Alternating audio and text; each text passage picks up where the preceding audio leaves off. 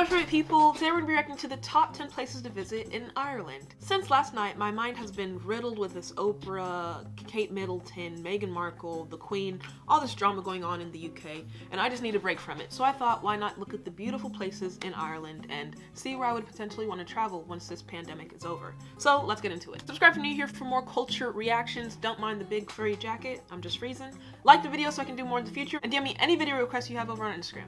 Okay, here we go. Just seeing these places will make you green with envy. Welcome to Ms. Mojo, and today we're counting down our picks for the top 10 tourist destinations in Ireland. For this list, we're reviewing the most exciting tourist destinations on the entire island. That means we're considering tourist spots in both the Republic of Ireland and Northern Ireland. My biggest fear about going to the UK, not the UK, but to Ireland specifically, is like just touching something like a stone or, you know, something that clearly has been there for centuries and it freaking breaking. Like, I just don't want to be responsible for any destruction, and I know there's already a huge bias with Americans and y'all hating us. So my biggest goal is to be very respectful and to touch nothing.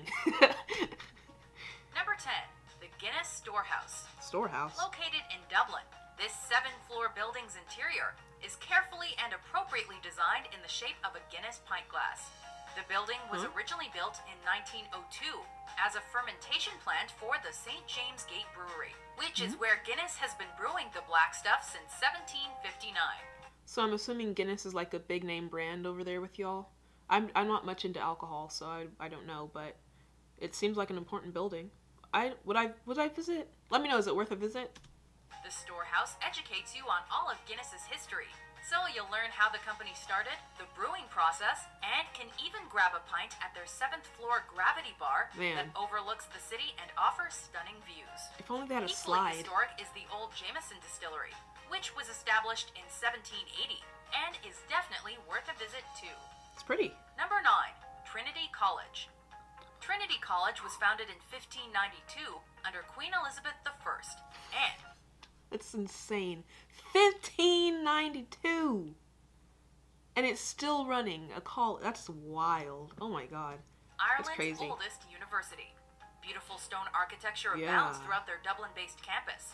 Besides the world-class education the school offers, this institution houses millions of books and Irish and British historical documents in its library. It's huge. The Book of Kells, a world-famous medieval illuminated manuscript from the year 800. 800 and we're 2021. That's the what do you call it? Vintageness of the UK is always just mind-boggling.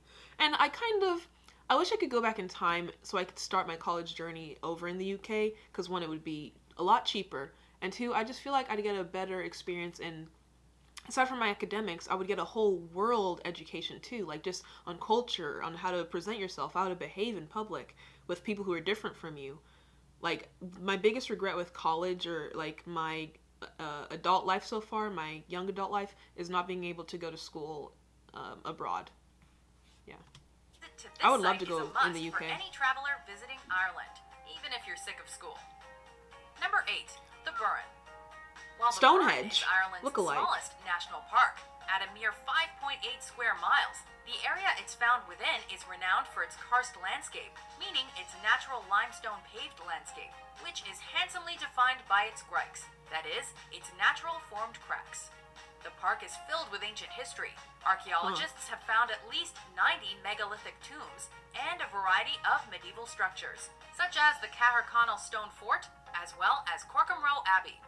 Okay, at first I was like, y'all want to show me a bunch of rocks?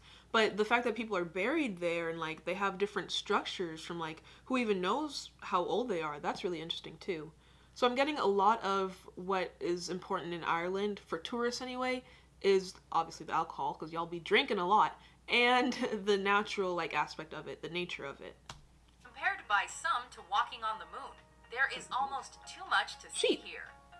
Number 7, Dunangussa. Dunangussa. Located on Inishmore, one of the Aran Islands. Dunangussa is a superbly preserved stone fortress, epically located on a 330-foot tall cliff overlooking the sea. Oh my god. Y'all know I'm afraid of the ocean, but that doesn't stop me from appreciating its beauty. This looks like the black sand that they have, I think, in Iceland, I think it is. It reminds me of that. Now, I don't go in the water, I don't go swimming, I don't go in the shark's territory because I know my place. But again, just to walk to the edge, potentially, or a few meters from the edge, and just look out and just see ocean, immense world, breathtaking. I definitely want to go here. My heart is racing thinking about it, though. It's believed that the fort's most inner structures were built in 1100 BC, with fortress walls being added up until as late as 500 BC, making it one of the most famous Irish prehistoric sites. Just look! Its Irish this horizon name means Fort of Angus, chosen for a heroic king of Irish myth. Number 6. Myth, Skellig then he wasn't Islands. real. Great Skellig, or Skellig Michael, and Little Skellig are 2 islands found in the Atlantic Ocean. Ew, but imagine all the poop. Look at all the poop. They'd be pooping on you. Hold historical and natural beauties. Designated a UNESCO World Heritage Site, Skellig Michael is the larger of the 2 islands, and it's home to a pair of peaks that rise more than 750 feet into the air, as well as the remains of a medieval-era monastery. Little Skellig is unfortunately not accessible to the public, but it is home to the world's 2nd largest northern gannet colony. If you're not familiar with the Skellig Islands, you will be once you see Star Wars Episode 7, The Force Awakens. As some Never seen a single Star Wars movie, never seen a single Harry Potter movie.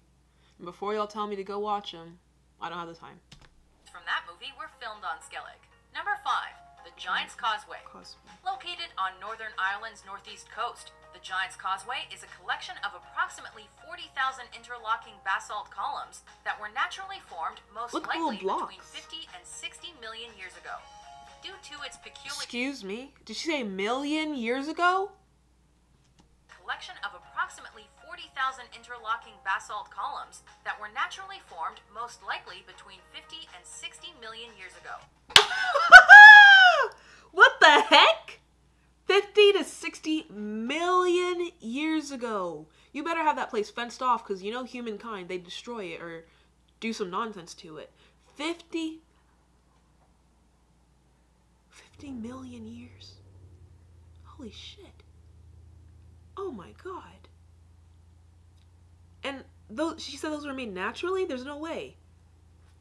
Because how is a rock a freaking pentagon, you know?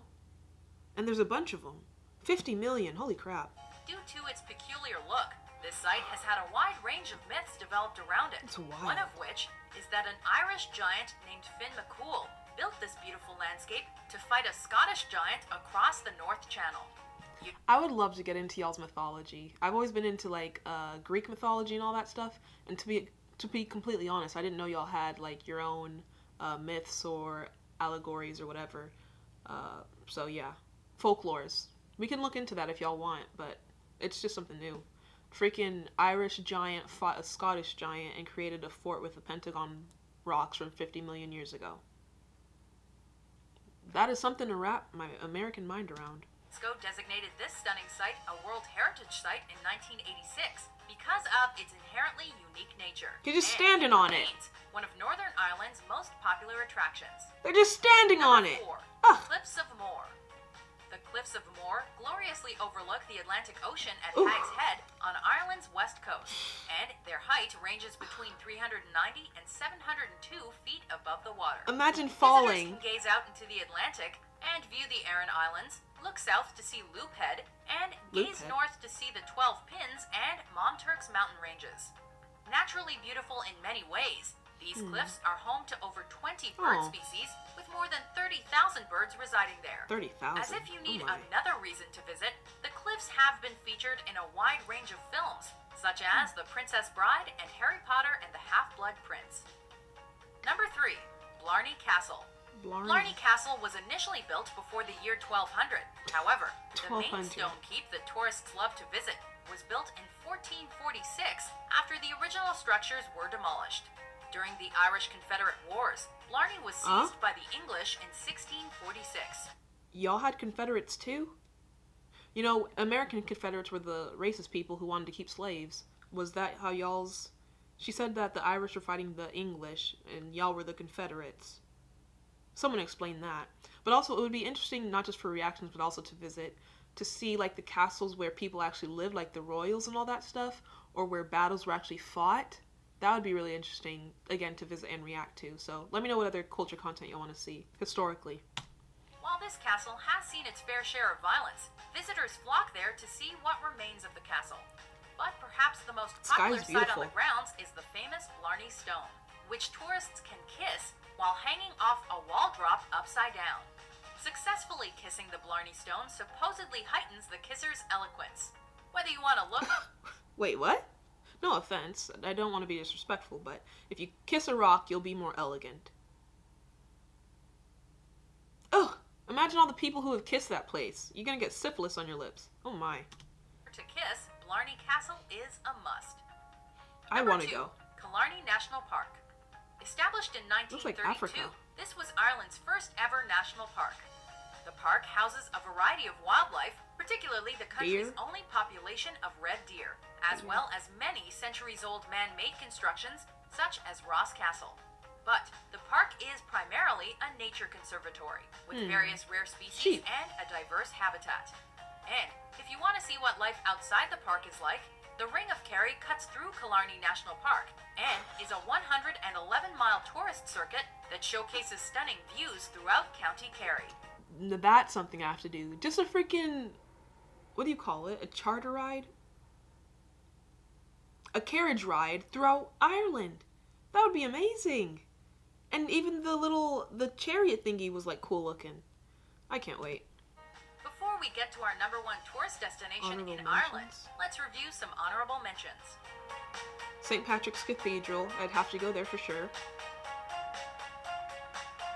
Croke Park. I'm not much into soccer. Rock of Cashel. Connemara National Park. #1. Bruna-Bonja. Positioned on a bend in the River Boyne, Bruna-Bonja is an important archaeological site in the Boyne Valley. Look at the little carvings. You know those are ancient. What did they mean? What did they mean to the people who did them?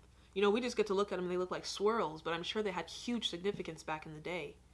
And by back in the day, I mean like centuries ago.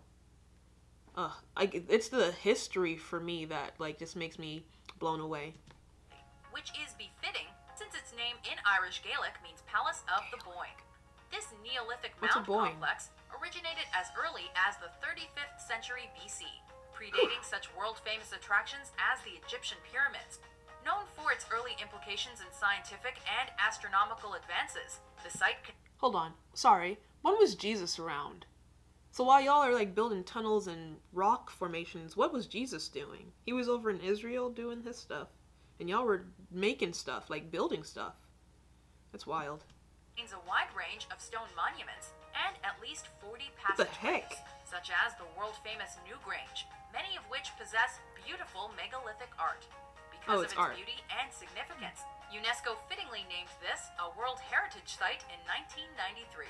Yeah. Do you agree with our list? What are your favorite tourist attractions in Ireland? All right. I also like that I guess it's the Irish government deemed a lot of these places like, I think she said like natural, basically places you have to respect. You can't be destroying them or anything. Like they're protected by the government. Which again, freaking 50 million years ago, these places have been around for so long. It would be really sad to see humans now like destroy something that's been there for so long and created by people who came from before us. But yeah, let me know what other places you think I should check out in Ireland whenever I visit, because I'm definitely going to come. A lot of you were saying that it kind of hurt your feelings when I said I didn't want to go to Wales anymore. I'll go to Wales. It's just, how am I going to get there? Again, I usually travel alone. I stay with family, but they don't have time to be running up and down with me. So I would be going country to country by myself. Again, whatever. Subscribe if you're new here, like the video, check out my other culture content in the culture playlist, and I'll see you in the next one. Thanks for watching. Bye.